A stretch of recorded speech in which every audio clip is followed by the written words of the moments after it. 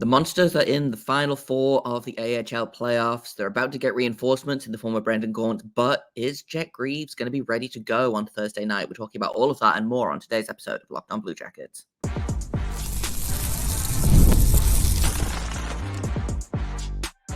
You're Locked On Blue Jackets, your daily podcast on the Columbus Blue Jackets, part of the Locked On Podcast Network, your team every day. Hello and welcome to Locked On Blue Jackets, part of the Locked On Podcast Network, your team every day. I am, as always, your host, Jay Foster, here to give you the good, the bad, and the ugly about your favorite team and mine, the Columbus Blue Jackets. Before we get started, I want to thank everyone for making this your first listen of the day every single day. Locked On Blue Jackets is free and available on all podcast platforms and over on YouTube. I also have to let you know that this episode is brought to you by FanDuel. Make every moment more. Right now, new customers are going to get $150 in bonus bets with any winning $5 bet. Just visit FanDuel.com/lockedon to get started. It's another Monsters Monday here at Locked On Blue Jackets, or Locked On Monsters, I guess, as it is every Monday or every other Monday at the minute. I've got Deana Weinheimer back. She covers the Cleveland Monsters for the Calder Times. She also founded the Calder Times, and she is one of my very favorite people to have on this show. We're going to talk about Brendan Gaunt being healthy and returning to the lineup if he makes it through waivers today, which I imagine he will. We're going to talk about Jet Greaves missing game 3 against the Crunch. We're going to talk about how they match up against the Hershey Bears, which is going to be a real tough test. But I'm just going to get into my conversation with Deana. With me today is Deana Weinheimer, founder of the Calder Times, reporter for the Cleveland Monsters, which is what we're talking about today. It's a Monsters Monday. You all know this. The Monsters dispatched the Syracuse Crunch with brutal efficiency, I think is the only way to describe what happened in that series. But there's some question marks about players going forward. There's some players returning. And, of course, next up, they have to face the Hershey Bears, who I believe finished 1 point short of the best points percentage in the AHL history this season. So no small feat for the Monsters coming up. Let's start off with the series that they just finished. Syracuse didn't really put up a fight for much of the series. How much of that was the Monsters playing well, and how much of that was the Monsters just kind of figured out Syracuse and didn't really, up until like the last game, didn't really seem threatened by Syracuse? Yeah, a lot of it was just the Monsters doing really well. I mean, Belleville put up a heck of a fight in the semifinals. And even then, the Monsters, once they got through that first game, they were fine. So the Monsters have not lost a game since their first game of the playoffs. Again, knock on wood about that. Yes. I'm finally knock on my desk. Don't worry about it. I have upgraded my equipment, so now I have a wood desk. So excellent. Yes. Make sure, knock on it, turn around 3 times, etc.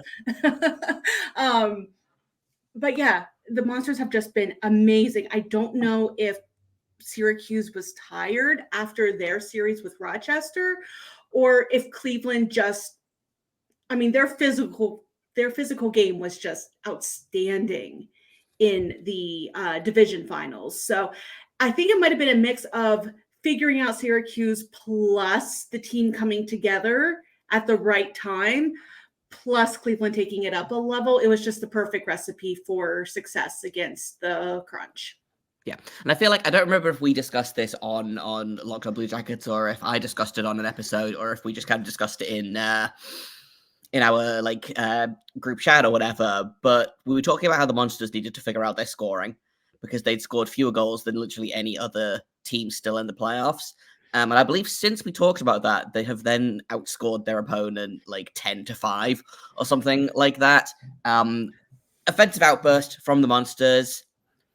Still feels a little bit like they're scoring by committee. Like if I pull up the stats, their leading scorer is Justin Pearson, still, who has 6 points in 7 games. Owen Sillinger, 5 in 7. Marcus Bjork, surprisingly, 5 in 5. But some of the big names are still like Trey Fuchsolansky, for example. 3 assists in 7 games is extremely un-Trey Fuchsolansky. Like Luca Del Balbaluz has 1 goal in 7 games. I'm not sure. The offense is doing some weird things. How, is this is the offense that they're doing at the minute, do you think it's sustainable? Do you think that we're kind of at a certain point, like Traina Clancy's got to get the monkey off his back at some point, right? Absolutely. And in that last game against Syracuse, where they won 6-4, guess who got the game-winning goal? Luca Del Belbaluz. That line has put up so many high danger opportunities, and it's going to be just a matter of time before they get going. Getting Luca on the scoreboard with Trey assisting, that's just, because oh my gosh, was Syracuse pressuring at that point. That goal came at 17:42 of the third to finally break that tie. And I would like to think that this scoring is sustainable, because you are seeing guys like Alex Whalen. That was such a fun goal to watch because he's just loved by that team. But to see guys like him, Stefan Matteau, David Juracek, Jake Gaudet, Jakub Zaboral, all scoring goals in the last couple of games. Whenever you have the entire lineup just rolling like this, you would think that the depth scoring is going to continue. But also, this is Hershey. Hopefully, Hershey's going to focus more on the Trey Fix-Wolanskis, the Luca Del Belbaluzes, the Mikhail Putias of the world, and letting Justin Pearson, Alex Whalen, all of them alone, and he can. Yeah. Let's let them get a little bit of limelight here. Yeah, I want to talk about Hershey in a little bit, probably to finish off the show. But I want to talk a little bit about Jet Greaves, who sensational in the first two games of this series. Had his first playoff shutout, which I believe was like his fifth. I think that was his fifth playoff game ever. His pro playoff game, excuse me. And then was excellent in game two. I don't have the exact numbers in front of me, but only allowed one goal in a 4-1 win. And then suddenly, surprise, game three, no Jet Greaves. Malcolm Subban starts. Pavel Cheyenne backing up. Should we be worried about this? Is there anything coming out of Cleveland that makes you worry that Greaves is going to be unavailable for game one versus Hershey? At this point, I'm not worried because Jet was on the trip to Syracuse. So there was no indication that this would be anything more long-term or anything like that. Like we have been seeing Brendan Gaunce, whenever you watch the, I don't know if anyone's been watching the Behind the Battles that the Blue Jackets are putting out on YouTube of the Monsters run, which if you haven't, it's fantastic. Please watch. But there didn't really seem to be anything seriously wrong. But again, in the American Hockey League especially, just in the regular season, it's hard to get injury or illness news out of them other than, oh yeah, they have an injury, but they're technically scratched, or yeah, this person's out for illness. But when it gets into the postseason, it is zero. You get nothing. So it's all up to speculation at this point. But yeah, I shouldn't be, or I guess in general, we shouldn't be too worried. But yeah, it'll be fascinating to watch when's the first game? On Thursday. Thursday, I believe. To see how warm-ups shake out.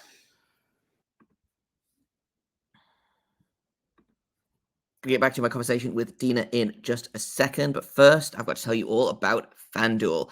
It's winner-take-all time in the NBA and the NHL, and FanDuel is giving you a shot to bring home a big win of your own. New customers are going to get $150 in bonus bet with any winning $5 bet. It's $150 to bet on spreads, moneyline, player props, and more. Literally, just go in, find the heaviest favorite you can, and if you put $5 on it and you win, you get $150, and you can spend that on literally anything you want. Visit FanDuel.com/locked-on. Make every playoff shot count. Once again, that is FanDuel.com/LOCKEDON. FanDuel, America's #1 sportsbook. Yeah, I've decided to not worry about it until they force me to worry about it. But yep. How big of a loss is that? If game one rolls around and they've got to roll with Malcolm Subban was fine. against the Crunch in that game 4. What was it? I think he had.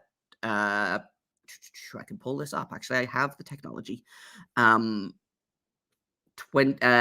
goals on 29 shots is not great numbers, but he got the job done. It helps that the Monsters figured out how to score goals again, but I think I'm worried. If game 1 rolls around and Malcolm Subban's going to be in net, I think I am. If I'm a Monsters fan, I'm getting a little bit stressed. Well, I guess the biggest thing to remember about Malcolm Subban is he had not played a game since April 3rd. That was the first game action he had seen in, a month and a half?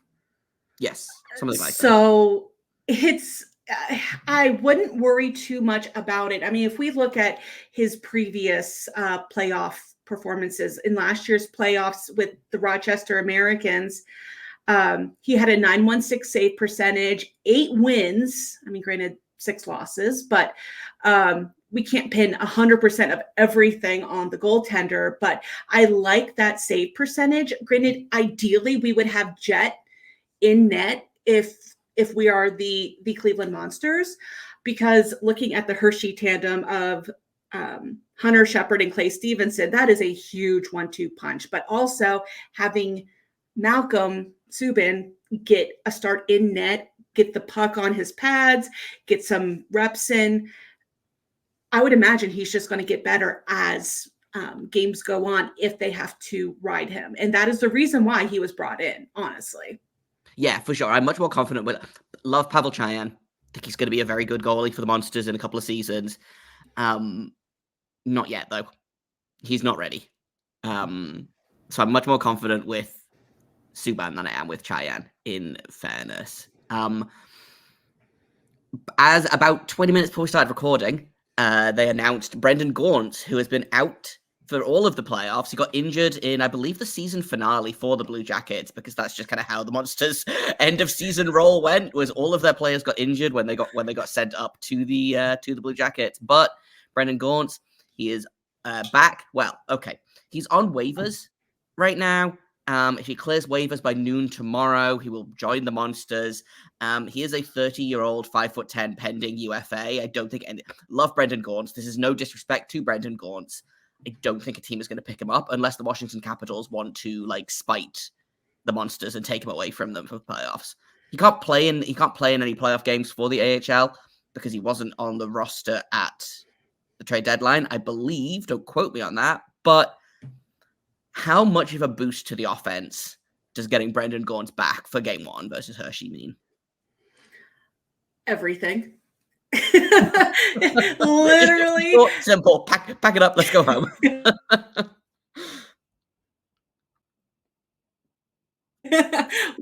Let's move on. No, gosh, Brendan Gaunce at so many points during the season. Of course, he is the team captain, but he was also one of the top scorers in the regular season. When it comes to points, he had 39, which was only 1 behind number 3 in Owen Sillinger and 7 behind Jake Christensen. We won't even mention Trey Fix-Wolanski, who finished with 60 points. But the amount of clutch goals that Brendan Gaunce had during this season, it seemed like whenever his team was against the wall, was starting to lose a little bit of hope in a game, their morale was a little bit low, he's the one that would come in and 1-2 goals back to back and get his team back in the game. He's a captain for a reason. And I think if anyone's going to really spur getting guys like who we talked about earlier in the episode with Del Belbalus, Fix-Wolanski, getting them going again, putting him on that line, chef's kiss. It's the right person at the right time, and I hope that the GMs across the league do not touch him. You already said. Mm-hmm.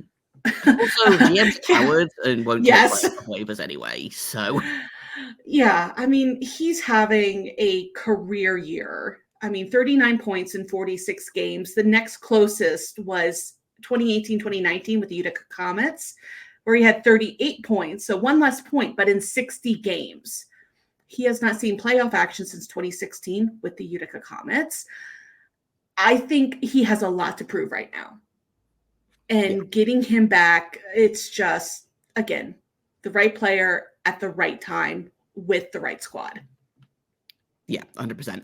And hopefully Carson Meyer is not going to be too far behind him. Carson Meyer was the other player that got left on the Blue Jackets roster at the end of the season. Everyone else got sent down. Carson Meyer was injured, I think, about a week or two before because he was called up as injury cover and then immediately got injured like 4 minutes into the game that he was the injury cover for, because this team is cursed.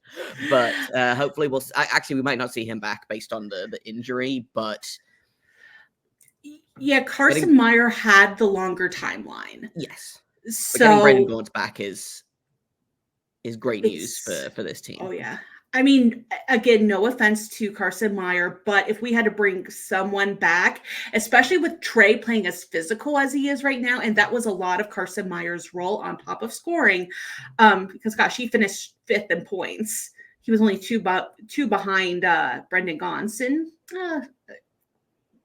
like 9 fewer games. Anyway, but it's Brendan Gaunce is exactly who they need. They don't really need another physical player because they have enough guys standing up for that right now, also with James Malatesta in the lineup. So if I had to choose one of those two to come back, definitely Brendan Gaunce.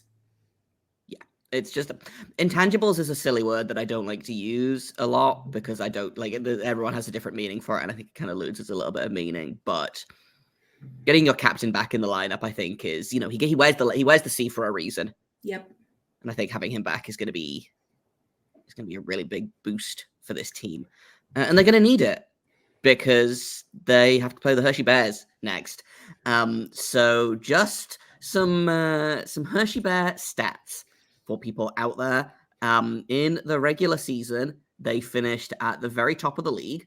They had 111 points. They had a record of 53, 14, and 5. So out of the 72 games that they played this season, they lost 19 of those games. I don't believe they lost back-to-back games all season. And they have the reigning goalie of the year in Hunter Shepard. They've got Clay Stevenson, who's one of the best rookies in the year. There's just so much happening with Hershey. They're such a good team, and no team is unbeatable. This is going to be a huge test for the Cleveland Monsters. Absolutely. To bring a little bit of levity, to this situation. Now, Hershey has been shut out once in this playoffs. That was back in the Atlantic Division semifinals by the Lehigh Valley Phantoms. When you look at the division finals against Hartford, if you just look at the stat line, 6-1 win Hershey, 4-2 win Hershey, 4-1 win Hershey, you would just think, oh my gosh, they just steamrolled the Hartford Wolfpack. You need to know the goaltending situation for Hartford, where their number one goaltender gets called out and sent up to the New York Rangers. So they didn't have Dylan Garand. Did he even play at all that series? I believe he played the third game of the series. Okay, so they lost 4-1 that series. Okay, but still, it's okay. Yeah, so he had 28 saves on 31 shots. You can't put all of that on Dylan Garand whenever they still gave them 31 opportunities at it. You can't let Hershey do that. But honestly, looking at the way that the Monsters have come together, with the way that Trent Vogelhuber coaches these guys, I mean, I always knew that he had a lot of respect in the room, but I haven't really had a good appreciation for his coaching style until I sat down and watched these Behind the Battles, again, that the Blue Jackets are putting out. And the way that he communicates with his players, and it's just, every word has a meaning and is so precise, and it's the right message that needs to be sent at those times. Definitely go back and watch the one that just came out on Sunday for that game, for that series clincher against Syracuse. Whenever Syracuse started pushing back, he looked at him and said, guys, the good news is this is all they have. So just go out and do what you need to do, but this is all they've got. We can do it, and he would always be complimentary of things. Granted, he talks a lot more than what they show in there, but everything that he says is so positive. It's not, oh, you did this wrong. You did this wrong. It's like, hey, I liked our game. Here's what I really like. Here's what we need to do. It's not beaten into him at all. It's just, I think they could have what it takes to at least give Hershey a good series. I'm not going to look back at the season schedule between these two teams that much because, yes, Cleveland did lose the 4-game series. However, the teams look very different. The dynamics against these two teams or within each of these two teams is vastly different than what's on the ice right now. Yeah, I believe so. At least 2 of the games, so the second 2, which Cleveland lost 6-3 and then 5-0, were deep in the we have no players because Columbus has stolen them all. Yes. So it's really tough to kind of look at those and be like, well, we haven't got all of our players. Plus, I believe the goaltending was kind of wonky. Jet Greaves only played 1 game against Hershey this season. Tarasov played half a game. Malcolm Subban played a game, and Pavel Chayan played 1.5 games. So it's kind of. I will say Malcolm Subban does have a win against Hershey this season. It was when he was with Springfield, who is vast, nowhere near the type of team that Cleveland is. Right. So there is hope. It's a brand new series, brand new slate. Should we do some predictions? Sure. Have you got a bold prediction for me? I am still riding the high of my bold prediction coming true immediately for last season. So if people missed the last episode of Monsters Monday, I did predict that Jet Greaves was going to get a shutout in this series against Syracuse, and then he immediately in game 1 was like, "Yeah, I got your back, Jay." So I'm still riding the high of that. But do you have a bold prediction for me for something that's going to happen in this series? Can I go James Malatesta with a Gordie Howe? You absolutely can. I'm here for it. I think I predicted a Gordie Howe last time we talked, and it didn't really happen. But if anyone's going to do it against Hershey, it's going to be James Malatesta. Yeah, love that. I think mine is going to be. I'm going to go with. I think Trey Fuchswanski gets a hat trick in one of the games. You get the feeling sometimes when a guy doesn't score for ages and ages and ages, all of the goals come at once. And I believe he's up to 17 straight shots without a goal, which is extremely un-Trey Fuchswanski-like. So I would not be surprised if he gets at least 2 goals, if not more, in a game very soon. Who do you have winning this series, and how many games does it go? Do you want my heart pick, or do you want my brain pick? Let's do both. What does your heart tell you, and what does your head tell you? Because I suspect, like me, they're going to tell you different things. Vastly different. Well, maybe not too vast. The heart pick is Cleveland in 7. We have now switched to a 7-game series.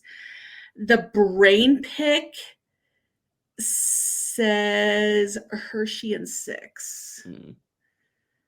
Which I hate. All due respect to our dear friend and co-host over at Calder's Calling, Corey Swartz. Corey's our enemy now. For the next 7 games until June. When does the series finish? He can't be my enemy. He's housing me for this coming weekend so I can go cover game 2. He can be he's my enemy. How about that? He can be your friend. He'll be my enemy. He's my friend up until I leave on Sunday. There we go. For the back half of the series, he's not. No friends, just hockey. I'm gonna go with. You know what? I'm going bold. I'm going piping hot. Cleveland in 6. Oh, I like it. I'd love it if that happens. I think it's going to be tough, but Cleveland just looks so strong. Hershey looks strong as well, but I have a feeling, you know. When you have your feeling, Sometimes you've just got a feeling, and if Jet Greaves can't play in this series, then I reserve the right to change that prediction, because I do think, again, this team lives and dies on the back of Jet Greaves' goaltending. Yep. But I have a feeling. I'm sure we're going to talk more about all of the series. There's only going to be 2 series, Hershey and Cleveland, and then it'll be Coachella Valley versus whoever wins. Well, by the time this episode comes out, the series will have been decided, either Grand Rapids or Milwaukee. But you can find all of that coverage over at the Calder Times, which is where Deana and I work. Where else can people find your work and or internet presence, Deana? Can I give a hot take and say that Grand Rapids wins real quick because Yaroslav please. Askarov is out? We'll see. We'll see. And also, one last parting comment. Whoever wins this series, basically, to be the best, you have to beat the best. And that's what this series is. Anyway, you can find me over on X at Deana Weinheimer, last name Weinheimer. You can find all my written work at thecaldertimes.com, and check out our podcast, Calder's Calling, available here on YouTube and wherever you get your podcasts. And that's all I've got for today. Tomorrow we're going to catch up on all of the GM news that's been happening. Don Waddle apparently is primed and ready to join the Blue Jackets organization, but in what role? So we're going to take a look at all of that in tomorrow's episode. Thank you for listening to this episode, for making it your first listen of the day every single day. Locked On Blue Jackets is free and available on all podcast platforms. We're over on YouTube and on Sirius XM. You can find me on Twitter at _Jacob Foster, JAKOBFORSTER. You can find the show at LO_Blue Jackets. If you have comments, questions, criticisms, you can email me at lockedonbluejackets@gmail.com. Thank you once again for listening, and until tomorrow, make sure you stay locked on.